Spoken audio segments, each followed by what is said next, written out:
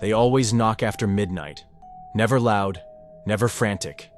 Just 3 soft, rhythmic taps that echo through the silence like a heartbeat on the edge of death. You'll find them standing on your porch, small, pale, still. You'll want to help. Something about them pulls at you, like a memory you can't place. But then they'll look up, and you'll see their eyes, pure black, empty, hungry. If they ask to come in, don't answer. If they say they're lost, close the door. Because once you let them in, they never leave. And neither will you.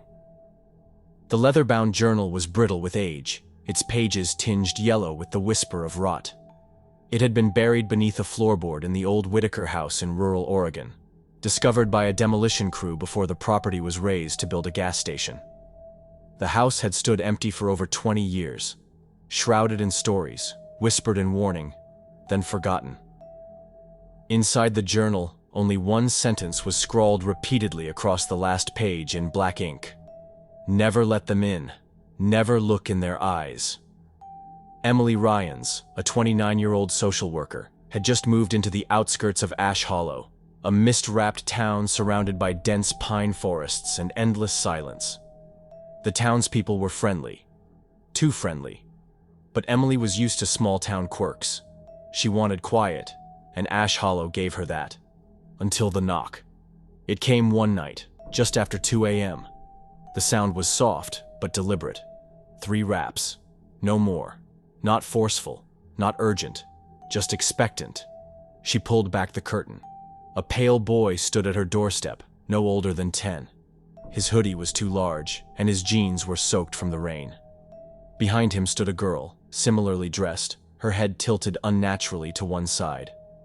Emily opened the door just slightly, the chain still fastened. "Can I help you?" The boy's voice was wrong, hollow, slow, and oddly formal. "We need to come in, please. Our parents will be here soon." The girl stepped closer. "We're cold." Emily's stomach turned. It wasn't what they said, it was how they said it. Too calm, too rehearsed. And then she saw their eyes. Black. Not dark, not dilated. Black. Solid. Endless.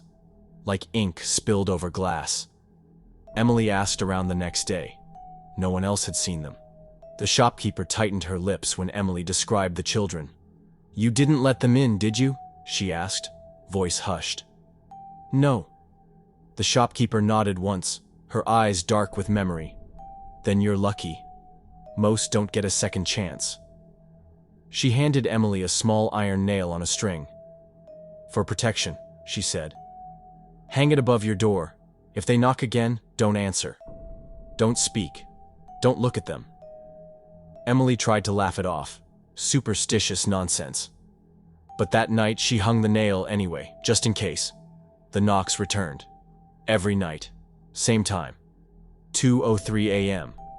They always knocked 3 times. Emily stopped sleeping. She heard whispers behind her bedroom walls, tapping on the windows, on the second floor. The sound of laughter. A lullaby in a voice she didn't recognize, humming off-key.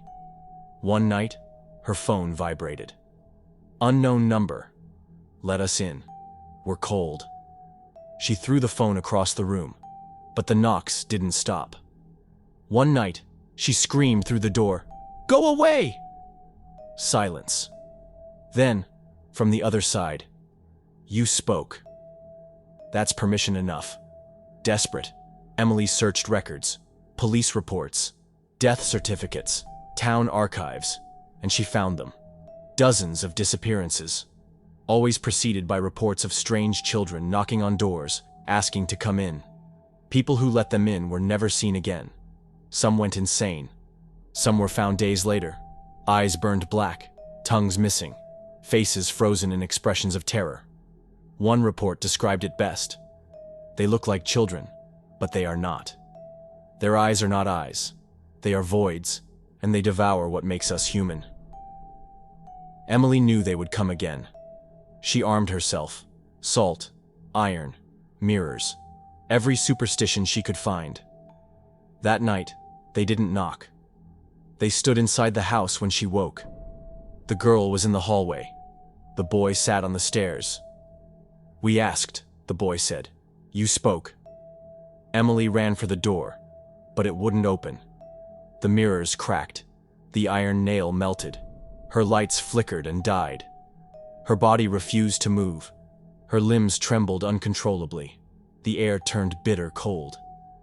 "You broke the rule," the girl whispered, eyes locked onto Emily's. "Now we're inside." They touched her forehead, and Emily Ryans was never seen again. A new couple bought the house 3 months later.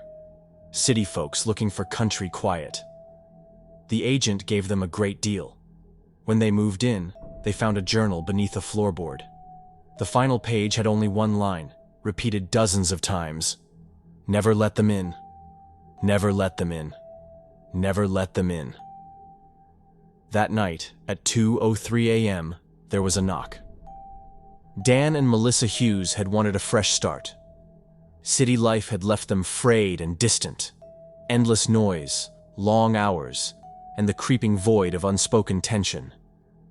So when they stumbled across a quaint, fixer-upper house nestled at the edge of Ash Hollow, it felt like fate.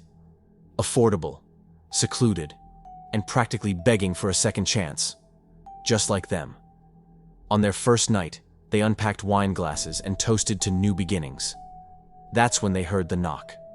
3 slow, hollow raps. Just past 2 a.m. Dan blinked. "Did you hear that?" Melissa nodded, wine glass frozen mid-sip. It came from the front door. They waited, listening. The wind outside was dead still. Dan opened the door. No one was there. But something was off. The porch light flickered. Not an electrical flicker, but a stuttering, strobing pulse, like a heartbeat out of sync. A whisper floated on the air. "Let us in." The next morning, Dan discovered a locked door in the basement, one they hadn't noticed before. Old and iron-bound, with claw-like scratches on the wood. Melissa begged him not to open it, but he did. Inside was a single chair in the center of the room, surrounded by circles and symbols drawn in charcoal and salt. The walls were covered in frantic writing. "Never let them in. They mimic the lost. Do not speak their names. Their eyes see your soul." At the center of it all was a mirror, cracked, with something moving behind the glass, something that moved when Dan didn't. He covered the door with furniture and didn't speak of it again. That night, Melissa woke to whispering outside their bedroom window. Children's voices. "Melissa, come outside. Dan is gone. Let us in. We want to play." She turned on the light. Dan wasn't in bed. Heart racing, she rushed downstairs. The front door was open. The iron nail from the journal now lay twisted and rusted on the floor, blackened like it had been through a fire. She screamed for him. The children were gone. So was Dan. In his place, on the porch, was a note scribbled in frantic handwriting. "I let them in. I couldn't help it. She looked like my sister. But she's not. None of them are. I'm sorry." Melissa tried to leave. The car wouldn't start. Her phone showed no service. Every mirror in the house cracked simultaneously. The air grew heavy. Mold spread like veins across the walls. Water dripped from the ceiling, though it hadn't rained. She started hearing Dan's voice, begging, crying, whispering her name. But it was wrong. When she looked out the window, she saw him standing with the children, pale, hollow, his eyes completely black. That night, they knocked again. This time, Melissa didn't scream. She didn't run. She sat in the dark, clutching the journal, whispering the words like a prayer. "Never let them in. Never let them in. Never let them in." Weeks later, police investigated the house after Melissa's co-workers reported her missing. Inside, they found no bodies, just the journal, the symbols in the basement, and a single VHS tape. On the tape, hours of silence, static. Then, faint knocking, a woman's voice praying. Then a whisper, so faint it almost wasn't there. "Now you're one of us." The final frame showed Melissa, eyes black, standing at someone else's front porch in a different town, smiling, waiting, knocking.